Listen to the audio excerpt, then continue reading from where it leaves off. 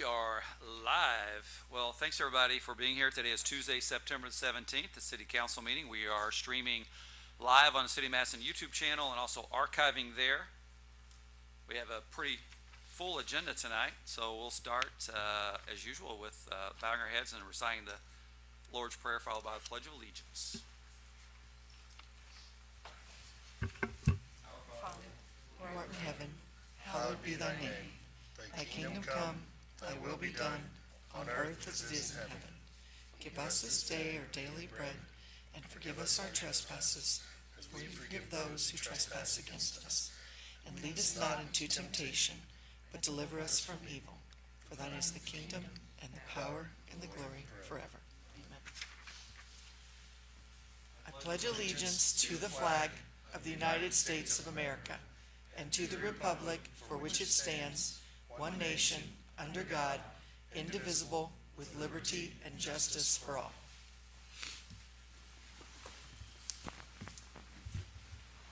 All right, clerk, may we have a roll call, Sure. please? Patrick Tebenow. Here. Carla Kretz. Here. Lucy DeTillo. Here. Joshua Schaefer. Here. Joel Storm. Here. Jim Bartlett. Here. And Josh Wilbur. Here. Thank you, Council. Council, have you had an opportunity to review the minutes from September 3rd? If so, we'll entertain a motion to approve minutes. I'll make the motion to approve the minutes. I'll second. Any discussion? All in favor, please say aye. Aye. Any nays? Thank you. Moving on, we do have two proclamations tonight. And first, I'd like to invite Shell up for proclamation relative to National Recovery Month. And Shell, you are welcome to address council and the community around here about what you do with regard to recovery. First, I just want to say thank you for always supporting the Recovery Cafe and everything that you do in the community. At the Recovery Cafe, we help people with mental illness, addiction. We help them find jobs, housing. We do offer an MFA program, which is an allotment of $500 a month. They have to go through classes, budgeting. We have many partnerships, First Financial being one of them. We offer the classes so that way we can help people, become better citizens for our community.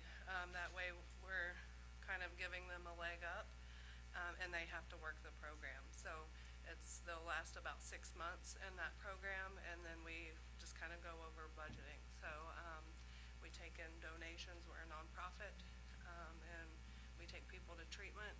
I have 3 staff members, so we're constantly helping the community, anybody that comes into the cafe.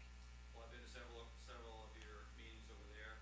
Thank you for all that you do and for bringing more resources to the recovery community, because Madison, like every other city literally in Indiana and across the country, faces significant substance use issues that often lead to other things. I'm happy to say that one of the programs I've been working on in collaboration with the Sheriff's Office, the Jefferson County Commissioners, and other stakeholders across the community is to bring a substance use treatment program into the Jefferson County Jail. So we're very, very, very close to that. And then the continuum of care beyond that is, essentially working with you at the Recovery Cafe and other treatment organizations so that they can have long-term recovery. But let me read this proclamation for tonight.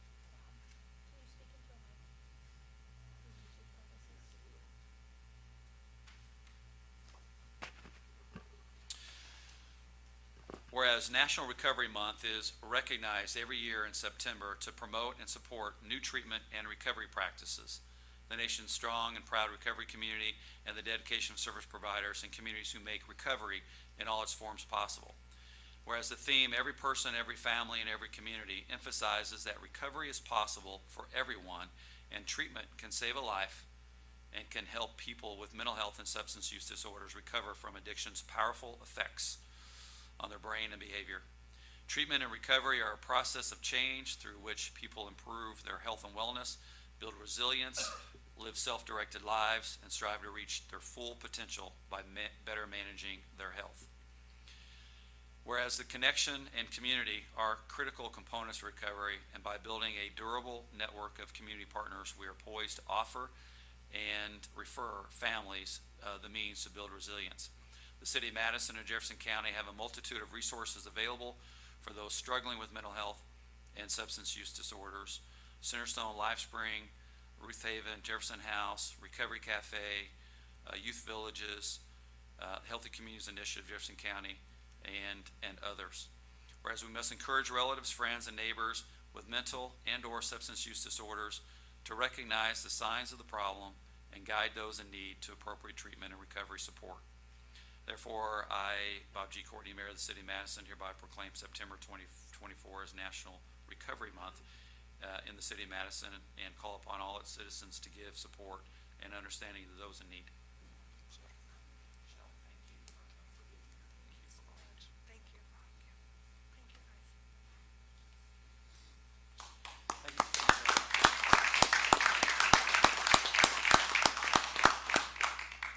And Sally, I'd like to invite you up for a proclamation with regards to Constitution Week. And just like Michelle, if you'd like to give some remarks about DAR and maybe highlight the event that you just had a couple weekends ago, Sure. which was phenomenal, please do, and I'll read the proclamation. All right, the Daughters of the American Revolution is a membership organization, and we gear ourselves toward three main things, which is historic preservation, education, and veteran services.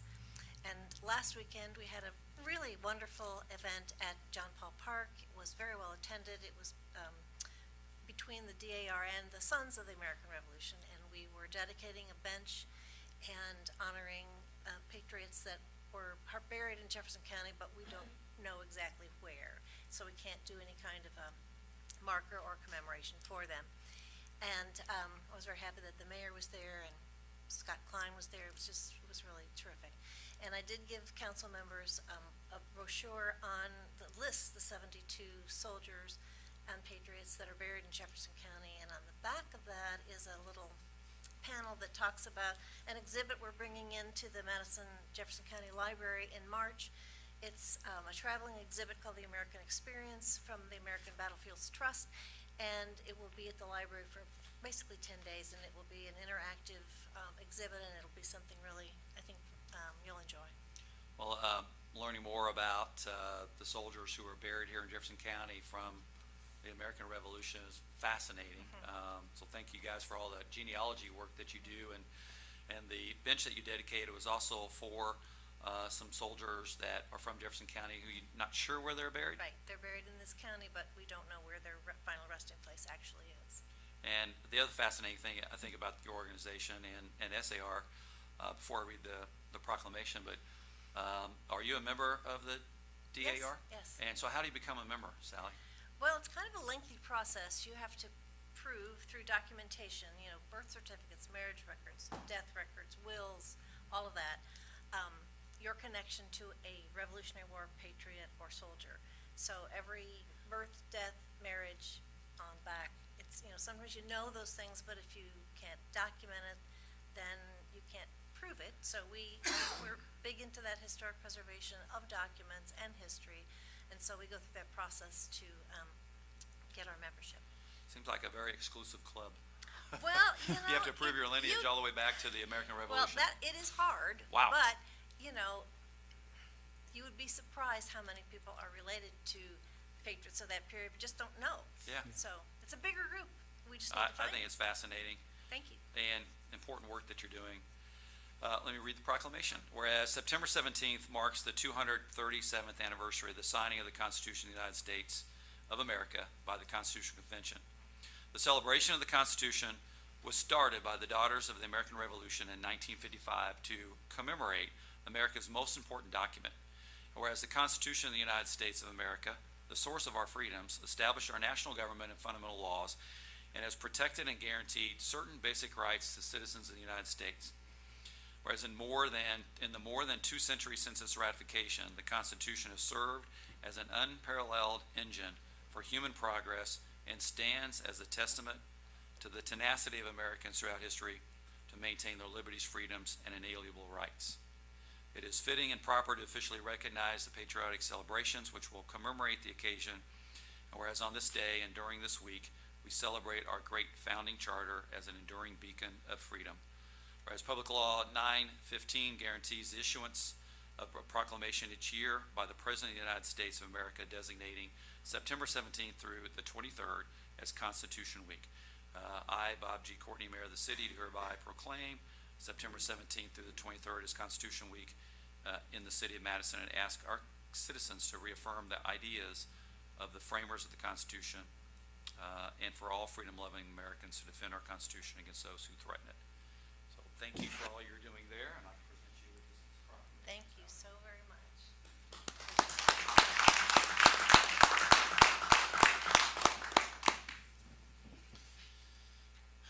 Just one last note on the ceremony they had at the John Paul Park. It was a crisp, late summer, early fall day. The wind was blowing just right. We had reenactors there from the American Revolution. We had flags of all the colonies, and it could not have been a more picturesque day. It was amazing. So I thank you guys for all the work you're doing there. It was great. And then, of course, John Paul is the founder of the city of Madison, and he served, I believe, in the American Revolution along Meriwether Lewis. So we have great history in Madison. And isn't there some more history with the trees in John Paul Park? Yes, when the DAR got involved with John Paul Park. Not sure if people know this factoid, but it's very fascinating. He's pushing me. Sorry. Sorry to ask you so many questions when you sit down. This is my debut. It's fascinating. Originally, when the DAR started working with John Paul Park in the early 1900s, after it had been proclaimed I hate to say the word dead cemetery because that seems like a oxymoron, but they wrote to the original colonies and asked them to each donate a tree. And so originally there were 13 trees from the 13 colonies planted in John Paul Park. And we did a tree survey not too long ago, and I think there are 2 or 3 still in the park. The rest have died, and we're hoping with Scott's help that we can eventually, as opportunities open in the canopy to replace a tree, that we can replace it with the same type of tree that was originally donated by those colonies. I think it's fantastic. Thank you for sharing that. Thank you. Council will move on to resolutions and bills. Turn it over to Joe. And Tony and Andrew are here to talk about this one. All right, first resolution is resolution number 2024-7C, a resolution of the Common Council of the City of Madison, Indiana, accepting donation of trolleys from Visit Madison, Inc. Whereas the City of Madison needs transportation for visitors and residents alike to help move between hotels, historic district, and the Hilltop and downtown. Whereas 2 of the main locations for visitors, per our data, are Clifty Falls State Park and Hanover College, and this trolley system will allow for more connectivity within our communities. Whereas the trolley system will be more than just a mode of public transportation, the trolleys, with their historic charm, shall serve as a unique way for tourists and residents to explore our community. Whereas Visit Madison, Inc. and the City of Madison have collaborated in the development of the system, and VMI has received funding through grants from Hanover College, T-Mobile, and funding through the Jefferson County Board of Tourism. Whereas VMI currently has purchase agreements for 2 trolleys and desires to donate said trolleys to the City of Madison upon delivery. Whereas VMI will continue to operate the trolley system, recruit and oversee drivers, manage the program, and coordinate events, tours, and promotions. Whereas trolley operators must hold a current CDL license and be approved by the City of Madison, VMI will work with the city to create a standard operating procedure for the trolley operation. Each driver will undergo training, and a signed copy of the SOP and CDL license will be on file at the City of Madison Clerk Treasurer's office. Whereas the City of Madison will own the trolleys solely and oversee their maintenance and provide outdoor storage and fueling system for access to run the trolleys. Whereas the City of Madison Clerk Treasurer shall create a separate non-reverting fund called the Trolley System Expense Fund and shall and said fund shall be non-reverting and used for the sole purpose of maintaining the trolley system and paying insurance, fuel, and minor repairs as needed for the trolleys. In the event the city no longer desires to own or maintain said trolley system, the trolleys and the money in said fund shall be first offered as a donation to VMI or its successor, or come up with a mutual agreement for its disposal, minus any amount owed by VMI to the city for maintenance and upkeep. Whereas each year VMI agrees to reimburse the city for all expenses associated with the maintenance and upkeep of the trolleys before the end of calendar year 2024 and in the fourth quarter of each calendar year hereafter. VMI shall deposit $10,000 into the trolley systems expense fund. VMI further agrees to create a major maintenance and replacement fund and deposit a minimum of $10,000 per year in said fund that will be used to sustain trolley systems with major repairs replacement in the future. Any shortfall of the funds in the trolley system expense fund will be covered by VMI, and additional funds will be deposited within 30 days of notification by the city to keep trolley systems running. Whereas the Common Council of the City of Madison believes it's in the best interest of the City of Madison to accept the trolleys upon delivery from VMI pursuant to the terms and the provisions set forth above. Now, therefore, be it resolved by the Common Council of the City of Madison, Indiana, that the City of Madison, Indiana hereby does gratefully accept donation of the trolleys from VMI pursuant to the terms and provisions set forth here above. Welcome. Thank you, City Council, for your consideration tonight on this great collaboration with one of our top economic development drivers in our community, Visit Madison, Inc. This will be a great opportunity for us to, again, elevate the experience of our visitors and our residents. VMI has worked diligently with raising the money from outside sources for the purchase of these trolleys, and we'll continue to operate those. We have collaborated, Andrew and I, over the last year and a half on this venture, and worked on this resolution using the model out of Wabash, Indiana, a very similar model for them. So we have been in contact with our insurance representatives. They've all reviewed this, and we're, I think, in a good spot to accept the donations of the trolleys. Andrew? All right, Council, thank you for consideration of this resolution. As you know, we've talked about the trolleys for some time. The ones that Dave Adams has kept going for probably about 30 years now, or if not longer, have reached the end of their lives for the community, and the demand on them is something a lot stronger than what those can provide currently. So we've started working on this for not only transportation, but for tours, some really cool opportunities with Hanover College and in transporting people between the Hilltop and downtown and our hotels. And I think it's a great partnership between the city and Visit Madison that we continue to do what we're doing right now with Dave's trolleys, is to work with the owner, in this case the city, and we operate those and provide drivers and do the tours. And we found a really good model, as Tony said, with Wabash County and the city of Wabash. So hope you consider this, and I'll answer any questions that you have for me and also with Tony. So Andrew or Tony, so the old trolleys will go to the scrapyard eventually? Working with Dave, I mean, Dave does still own those trolleys, and so I don't want Dave to. personally owns those? Yes, yeah. Okay. So I don't want to say what he's going to do with Understood, those. yeah. I can tell you, as our tourism economy is growing, and certainly our large conference business is growing as we have added more, infrastructure to accommodate them. We need transportation, and then others can speak about this too. But as we promote more tourism through the course of the week, and less about festivals and more about driving our tourism economy all year long, I think transportation is an important element of that experience. Yes, the convention business is going to be a big driver, and the trolleys will be a huge asset for that, whether that's shuttling between other venues for those participants in reliable transportation, or whether that's actually creating a loop between hotels so we can attract larger and larger conventions. As you well know, this fall we'll have our largest, I think, conference yet, which will be the Indiana Landmarks, will be here with a sold-out conference, our largest conference ever.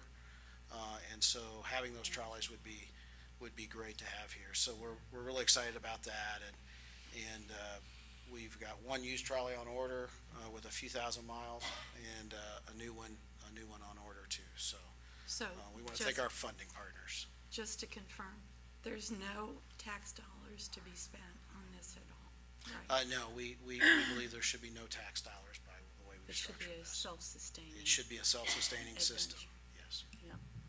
And there should be no tax dollars needed for the purchasing of those, except for the dollars that are coming from the Jefferson County Board of Tourism, which are the innkeeper's tax. Right. So to follow up on Lucy's question, the contribution from VMI will cover all the expenses. The city will have no additional expense for these. That's how we anticipate. There's wording in there that says if there's any shortfall, as far as, if it goes over $10,000 per year, then Visit Madison would need to reimburse the city for that. Okay. And that includes reimbursement for the insurance and the fuel and all of that?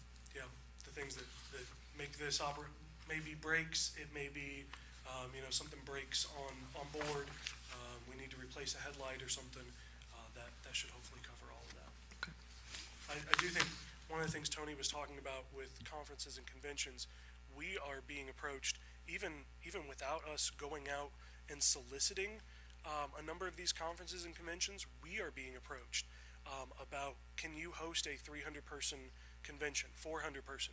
Well, we know that we can't host all of those in one hotel, so we're going to have to use 2 or 3 hotels here in the community to fill those, and those are coveted weeknights that we want to fill. Our weekends are doing really well right now, but we want to fill weeknights as well. And so if we have this, I can go out and pursue some of these conferences and conventions that we currently right now can't effectively attract. And just a quick comment, and that is, you've alluded to it already, but this project does have the support of the Jefferson County Board of Tourism, both in word and in dollars. That's right.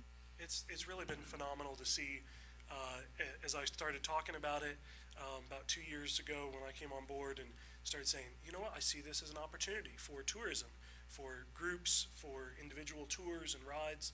We're asked almost every single day, do you have a trolley tour down at the visitor center? And so from the time that we started talking about it about 2 years ago, the reception from our Tourism Alliance partners has been phenomenal. The businesses have seen the need, the hotels, and then of course you can see the funding partners that have stepped up, Hanover College, T-Mobile, and the Board of Tourism, and hopefully there's a few other grants that are outstanding that we might get some funding from as well. So, Andrew, I just want to say, I think that the money is given by Hanover College, which is great. Tells me that there is obviously a need they see in connecting Hanover to Madison via, a trolley system, some public transportation. So I think it's wonderful to see that as well. And you and I were talking a little bit earlier about, maybe some future phases with this. We've talked about public transportation. It's a big need for Madison. This is kind of step one in my opinion, and hopefully, this is something VMI can continue to envision more and plan more, and we see this grow a little bit. So kudos to you guys. Thank you. And I would just say, too, Josh, to that point, you all support Placer AI data. That's helped tremendously. VMI and the city started to understand trends within our community.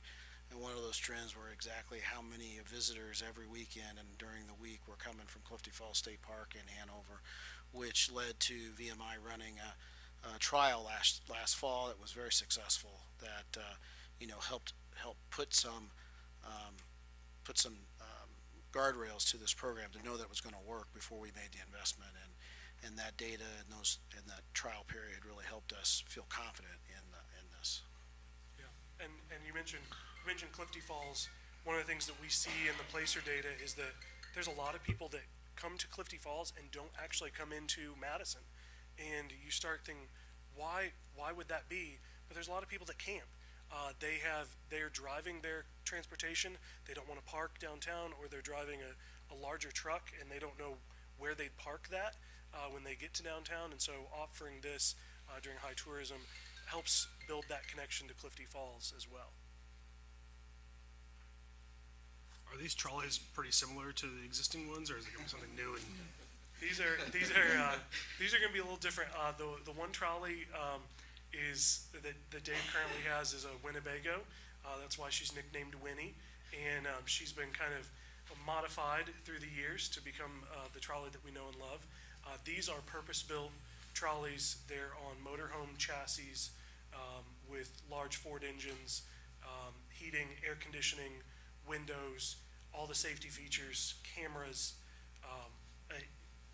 an inside sound system that's built in, and so it has all of these things that we've said for a number of years would be really cool to have in a future trolley.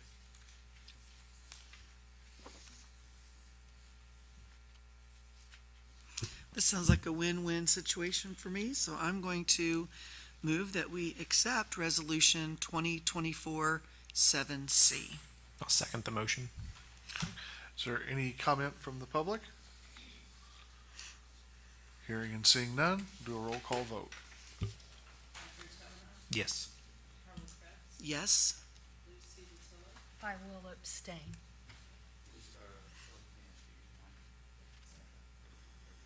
Sorry about that. Do you want me to start over? I can start over. No, that's okay. I think we're good. Okay, Lucy DiTillo abstain. Joshua Schaefer, yes. Joel Storm, Yes. Jim Bartlett, Yes. Josh Wilbur. Yes. All right. Thank you, council. Right, Thank so you guys, appreciate you. the next ordinance on first reading is the budget ordinance, and it's ordinance for the appropriation and tax rates, and it's ordinance number 2024-10, and it's being ordained by the Madison Civil City of Madison that for the expenses of the Madison Civil City for the year ending in December 31st, 2025, the sums herein specified are hereby appropriated in order to set apart out of the several funds herein named and for the purposes herein specified, subject to the laws governing the same. Such sums herein appropriated shall be held to include all expenditures authorized to be made during the year unless otherwise expressly stipulated, provided by by law. In addition, for the purposes of raising revenue to meet the necessary expenses of the Madison Civil City, the property tax levies and property tax rates as herein specified are included herein. Budget Form 4B for all funds must be completed and submitted in a manner prescribed by the Department of Local Government Finance. This ordinance shall be full force and effect after its passage and approval by the Madison Civil City of Madison. And I think you can see below, the fund names are general, debt service, lease rental payment, police and pension, local road and street, motor vehicle highway, parks and recreation, aviation airport, capital, cum cap, and cumulative capital development. And the numbers are associated there with it.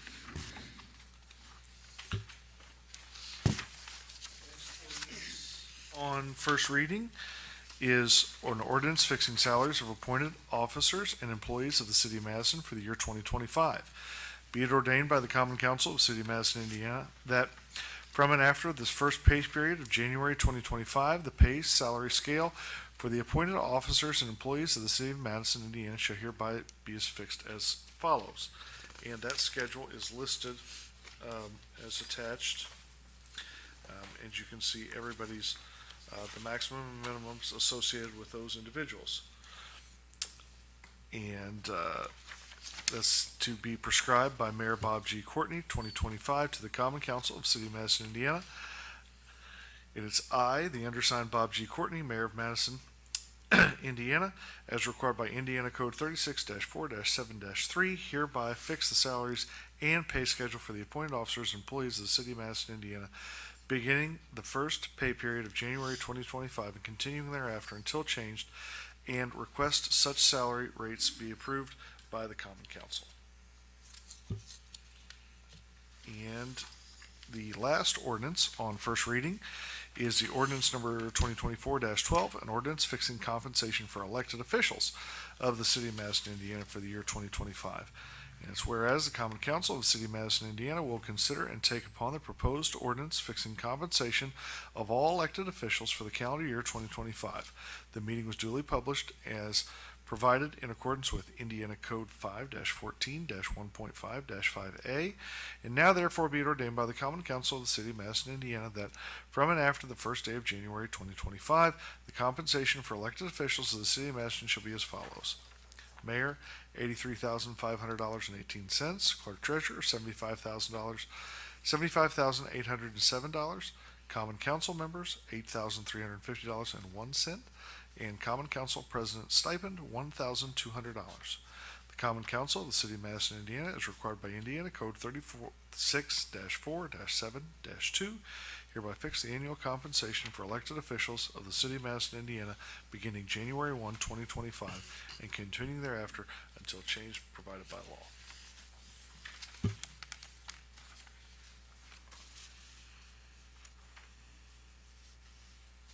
Thank you.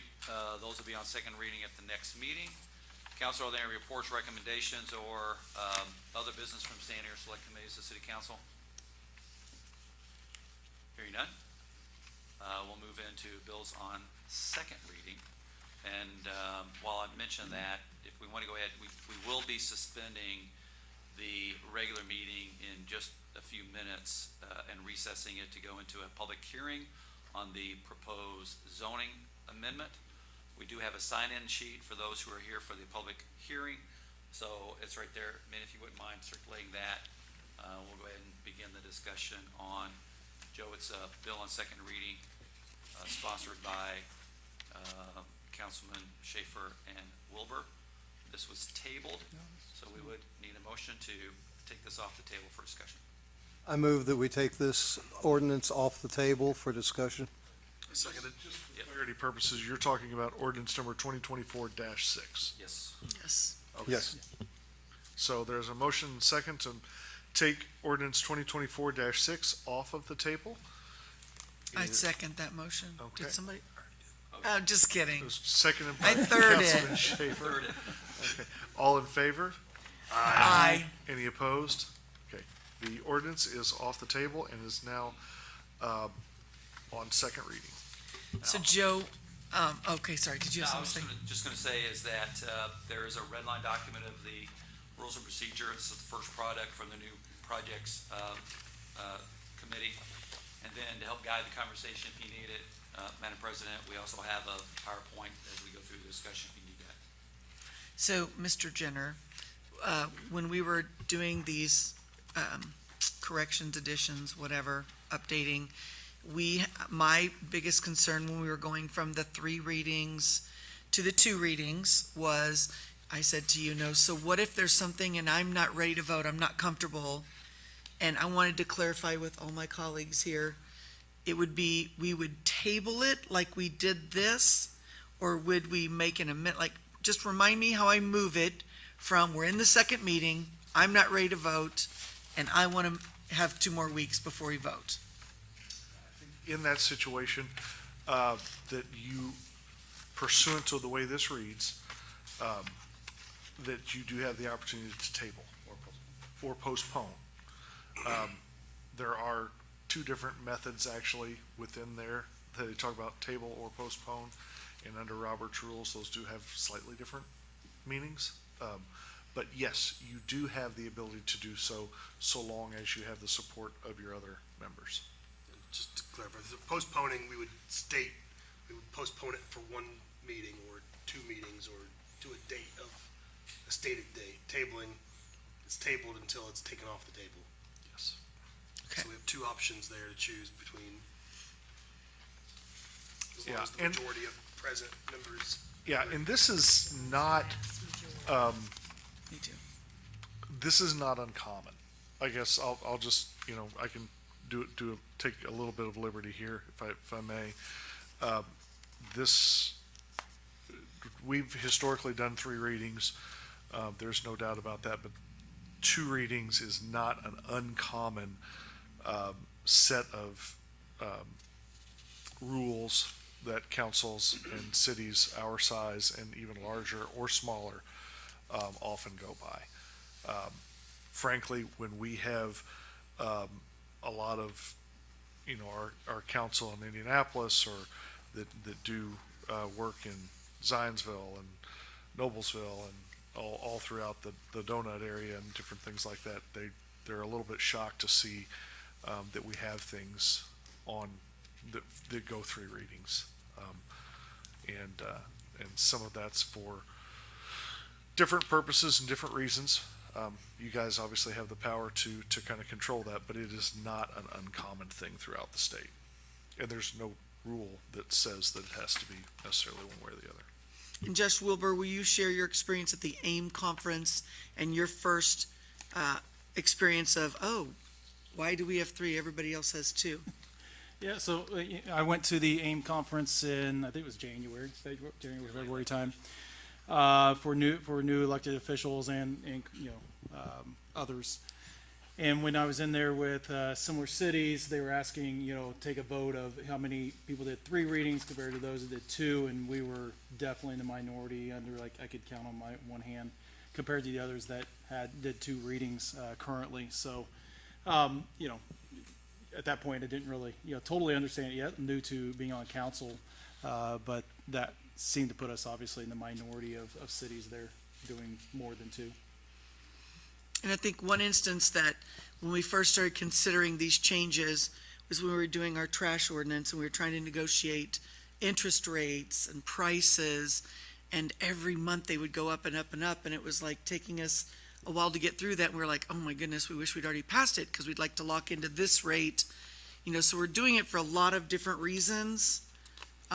And I know we've gotten a little bit of pushback I know I have received some pushback from the community, like, why are you trying to rush it? Well, that's not what we're trying to do.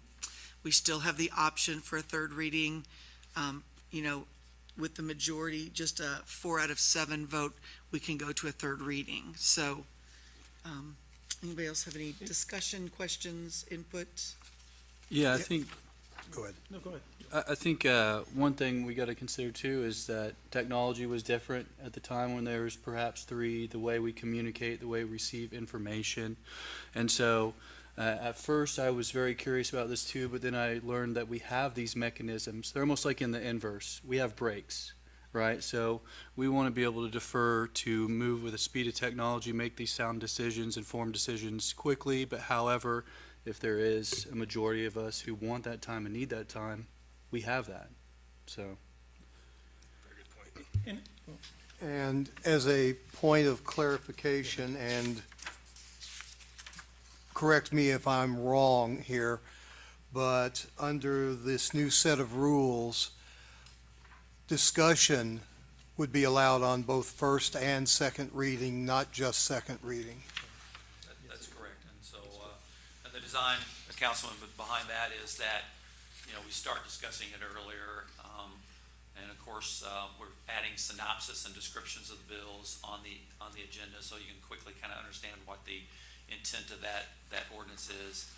And then that 2-week period between discussion and decision that we currently have just it slides up. So there's still a 2-week period there with the option to postpone it. I just want to make another point of clarification too, and that is we can decide the 2nd reading date at the beginning of the process. So if we know that first of all, most of what we do isn't controversial, but if there is something that is more complicated, we don't necessarily have to go into a sequence of the very next meeting.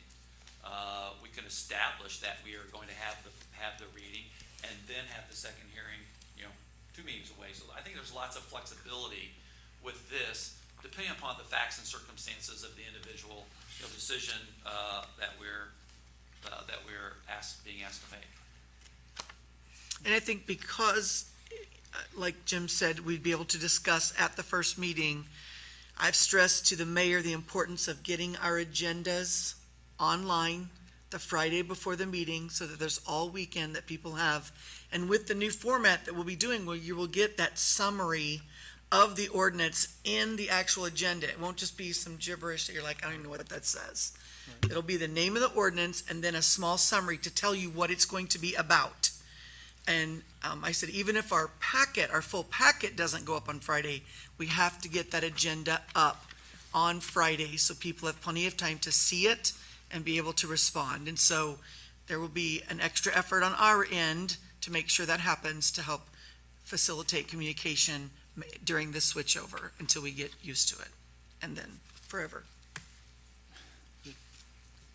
I have a question for a point of clarification. I just noticed this. Section 30.05 on the second page, outlining, this would be under section B, subsection 1A. All action taken upon a bill at first reading, just towards the bottom of the page. All action taken upon a bill at first reading shall be by an affirmative yes or no vote of a majority of members of council present and voting. However, when we look at our rules for suspending, that would require a unanimous consent of members to consider the ordinance with a 2/3 majority vote at the. Suspending rules. But in order to consider it all and take any, I just want to make sure. Yeah, Patrick, if I can come in. So all of the actions that are laid out in section 1 are the actions that we can take on a bill at first reading. We can commit it, amend it, lay it upon the table, postpone, reject, or pass to second reading.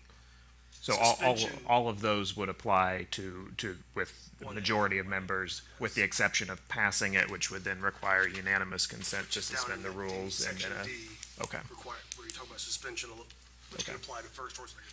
Okay. Well, I guess now it's just first. All right. Yeah. Okay. Yeah. Thank you for that. That's certainly not the intention.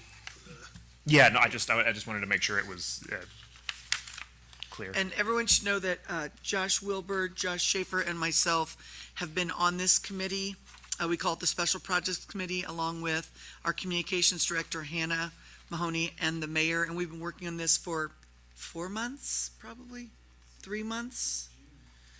Okay, so, it's not just something that sprang up overnight. We've been meeting regularly for months now and giving our input. So this didn't just happen overnight.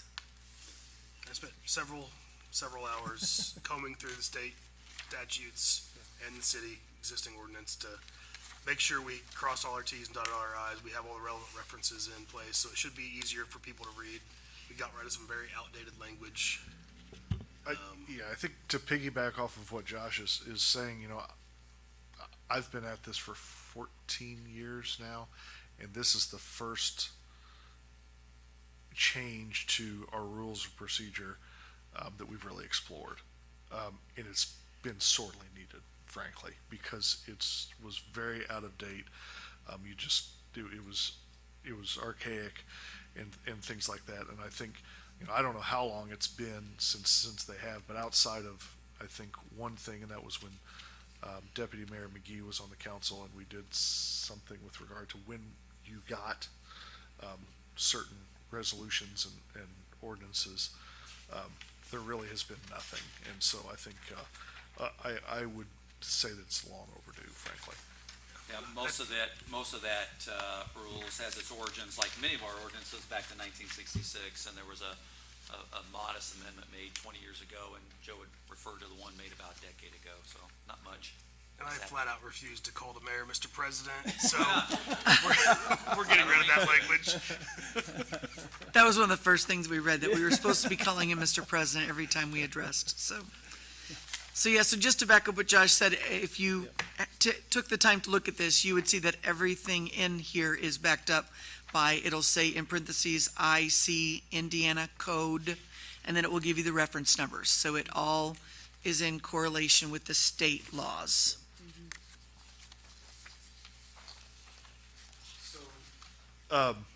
Again, ordinance number 2024-6 is on second reading.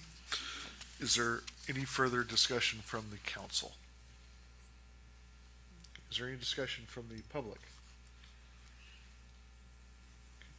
Hearing and seeing none, this will move on to third reading at our next meeting for vote, and possibly the last third reading vote Yeah, in the history of it's true, Madison. yeah. Possibly. Another point of clarification, what will happen with our budget ordinances? Because those have been introduced at a Once first. yeah, I guess that's in fairness. Everything that's been introduced prior, I think should get the three readings. Okay. Is the way I look at it. Okay. I agree. So, okay. Thanks, Patrick. Well, now, I'm not trying to steal your thunder. We'll recess the council meeting and we will call to order the public hearing to discuss ordinance number 2024, and that's amending the zoning map of 121 Clifty Drive. 1221 Clifty Drive, Sorry. ordinance 2024-8. Great tag team, Joe. Yes. Okay. Is there anybody here who is representing the property at 1221 Clifty Drive, which is applying for the rezoning? I know that our building and planning office is not here because it had a favorable recommendation from the plan commission, so. It's asking you to go from light manufacturing to general business. This was brought to the plan commission, it was Arby's, was that right, Josh? That's correct. Yeah, it's the Arby's restaurant on the hill. Their zoning for that particular structure was must be wrong from the get-go, and they're looking to do some updates there. And so, in order to follow through with that procedure, they're requesting the correct zoning be applied to their parcel.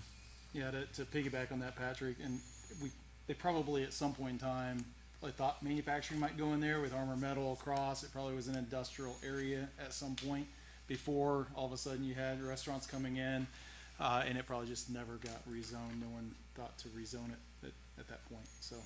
It's a non-conforming use now, and so hence we encounter a lot of these types of zoning amendments along the way. Is there anything from the public on this rezoning? Okay, hearing nothing, is there any appetite to move Well, this? should we suspend that and go back to our second Oh, I'm reading? sorry, yes. So Suspend we the will, public hearing? we will end the back. public hearing and go back to second reading, and it's ordinance number 2024-8, an ordinance of the Common Council of the City of Madison, Indiana, amending the zoning map of the City of Madison, Indiana. I would move we suspend the rules and move ordinance 24-8 to third reading. Okay. I would second. We all second. Motion, I think Carla, and not surprised, beat you. to She the did, punch. she did, she That beat time. us. Okay, so we have a motion and a second to suspend the rules and go to third reading. All in favor? Aye. Any opposed? Okay, none opposed, all yeas. We will go to third reading, ordinance number 2024-8, an ordinance of the Common Council of the City of Madison, Indiana, amending the zoning map of the City of Madison, Indiana. Roll call vote, please. Yes. Yes? Yes. Yes. Yes. Yes. Yes. Ordinance passes. Thank you, council. And we'll move into our final bill on second reading tonight.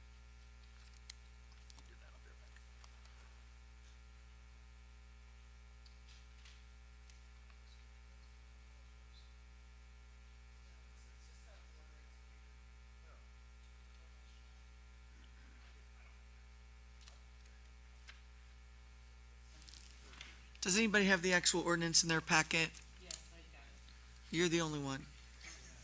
We know what it is, but we don't have it. Oh, okay. Is it on screen? This is, we did this is ordinance number 2024. This is ordinance number 2024-9, an ordinance amending the ordinance 23-15 fixing salaries of appointed officers and employees of the City of Madison for the year 2024. And this has to do with the position of Police Operations Command, and is converting it to a full-time position. And so they are amending the minimum and maximum from $30,000 to $35,000 and $60,000. So is there any discussion on that ordinance?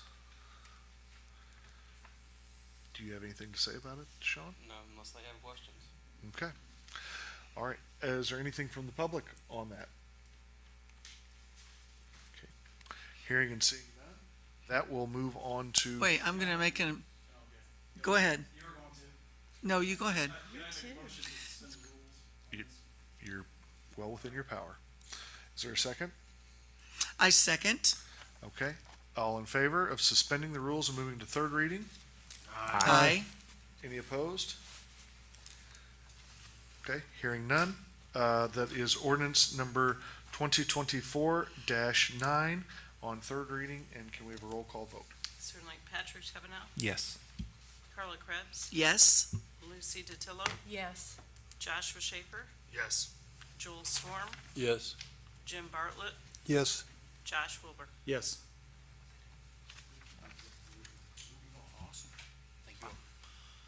Thank you, Chief. Man. A great plan speaks for itself, and we saw one tonight.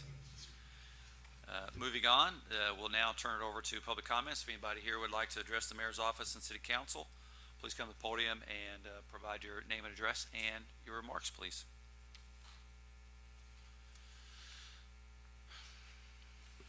My name is Michael Greco, 1106 East Street. I want to thank the administration. A couple weeks ago, I brought up a concern. There was a small sinkhole developing about 7-8 inches in the street on East Street that they just paved. Within about 3 days, it's been marked and looks like it's going to be taken care of. And I appreciate how that was expedited. I do have a concern. My daughter last night, my grandchildren, and her newborn grandbaby were pushing a stroller down the street of Main Street. As they came upon the Frontier Kitchen, my grandson noticed something glowing red. Well, my daughter was able to stop them, but they were red hot embers, coals from that fellow's pig cooker on the street. And she didn't get pictures of it last night. I did just before the meeting. And there's about a 2-foot square area where ashes are dumped on the asphalt and on the sidewalk. On top of that, there's 3 places now that'll probably be there for the next couple of days, about 7-8 inches in diameter of animal fat that has run out of his cooker, and in 3 different places where he's parked at. On top of that, if you look, there's probably, without exaggeration, I've got the pictures here, there's probably 20 to 25 smaller spots where in the past fat has been running out of his grill. Now, I would assume that's some kind of liability for not only him, but possibly the city. If some tourist or somebody gets in there and gets burnt, slips on the grease, or just a health hazard. And I don't know how this guy can drive this trailer that he calls a farm trailer when BMV regulations state that a farm trailer can only be used from your farm to the first processing place of business and cannot be used for any kind of commercial use. And that's exactly what this guy's doing. I don't know if there's any ordinances here that we can bring up or what has to be done, but I'm up for suggestions. Well, I'll just say that I agree with you. It's been a safety concern for quite a while. Originally, that smoker or whatever, wood burning smoker, whatever it is, was on the sidewalk, and it remains and continues to be a hazard. We are researching our ordinances and dealing with it through that, and we believe that it should be removed. We did ask the owner to remove it, and he agreed to put it in the rear of his business, and then it appeared on a trailer in front. So we're having to deal with that. But thank you for bringing it up, and it is a concern of ours too, Mike. Well, thank you. Thank you. Any other public comments?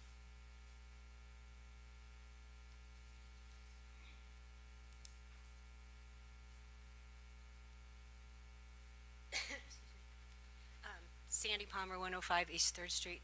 I didn't intend to say this, but since we just proclaimed this Constitution Week, something has been bothering me for a long time is that we direct people to say the Lord's Prayer every time at the beginning of this meeting. And while I may be fine with saying the Lord's Prayer, I don't think it's appropriate, and I think it's a violation of the First Amendment of our Constitution. And I think that people should pray however they like, or not, or a moment of silence to bring people together. I think that's important for a meeting. I just think directing them to do the Lord's Prayer is wrong. Well, I'll just make a quick remark to that, which is respectfully disagree with you. Our country was founded on faith. We have the freedom to exercise that faith. It is not a violation of anybody's rights or freedoms. In fact, it's protected speech under the Constitution.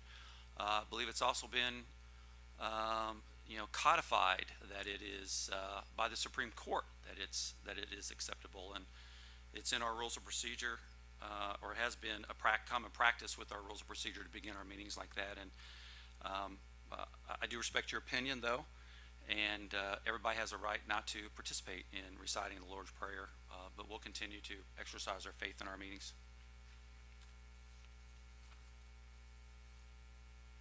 Any other public comment or responses? I'll give you some updates here. We have had already a very robust fall activity schedule. If you've been around town, these last few weeks has been nothing short of remarkable. And last weekend and the last few weeks have just been phenomenal, and we're just leaning into the fall. Particularly, we have the rodeo this week, and then Chautauqua, 5 to the 5, Sioux Chili Brew, Mad Hop, a tour of Tri-Capitura Homes. I mean, there's so much going on, and those who are here who are, part of that tourism leadership, thank you for that, because there's so many great things to do across our city, and that really does add to, the fabric of our community and the quality of life here. Earlier, you saw where we were the recipient of the 2024 Indiana Chamber of Commerce Community of the Year. I think that that's phenomenal, and again, that's an award to the entire city and everybody involved. A lot of the city business is done by volunteers. The investment is happening all across our community and in all segments of our local community and adding to our economy, so phenomenal things there. Tomorrow, I invite you to attend the DG Markets ribbon cutting at 11:30. That is a long-awaited ribbon cutting. Probably one of the highest priorities we've had in this administration is to bring a market back downtown. I could write a book on how you bring a publicly traded company into a small town to invest millions of dollars on a low-margin business. I'll leave that chapter out for later, but that's exactly what happened, and it's through these partnerships that we've been talking about. You probably saw already that Hanging Rock Hill is going to be temporarily closed. Don't be too alarmed yet. It's just for a day, and I believe it's September 24th. So they are doing ditch cleaning on Hanging Rock Hill. So you've already seen kind of the mobilization of some signs, but don't be alarmed. That's what it's about. I will tell you, I'll end my comments with this funny story, because earlier Josh made the remark about not wanting to call me Mr. President in our council meetings, but last Sunday my grandson and I went to the Balloon Glow, and we were really looking forward to it because it's a great festive atmosphere. And I was wearing a t-shirt that had Abraham Lincoln on it, and my grandson asked me who was on my shirt, and I said, well, that's Abraham Lincoln, one of the greatest presidents who ever lived. And he said, greater than you, Pawpaw? But that remark obviously reminds us of all the hard work that we are investing in our community to make it better and better for those who live here, and particularly the children of our community who are growing up and will live here. So he never fails to entertain and bring everything home, and just, again, full of joy. But and I also want to welcome my wife, who's here tonight. Tammy's here. Full of my tea. With that, I will ask council if you have any remarks. We'll close. Our next meeting is October the 8th. Just one question, Miss Mindy. When will the big hole on West Street the bridge be open again? Do we have any kind of date? Do not. The county has not given me a date on that. Okay. Mr. President, if I may. One last time. Since one we're last operating time. Under the old rules. Because we do not have a meeting between now and then, but I believe the last weekend of this month, the last Saturday of this month, is not only Chautauqua, but also the air show out Oh, at the yeah. municipal airport. You're right. There's so much to do. September is just a phenomenal month to be in Madison. And we will be acting as ambassadors for tens and tens of thousands of people. And we don't take that responsibility lightly. VMI and the Chautauqua Committee and all of our host ambassadors across the city just do a remarkable job that weekend. It literally is what puts Madison on the map with regard to its arts. But thanks everybody for being here again. Unless there are any other closing remarks, we'll have a motion to adjourn. I motion to adjourn the meeting. Second the motion. All in favor, please say aye. Aye. Any opposed? Thank you.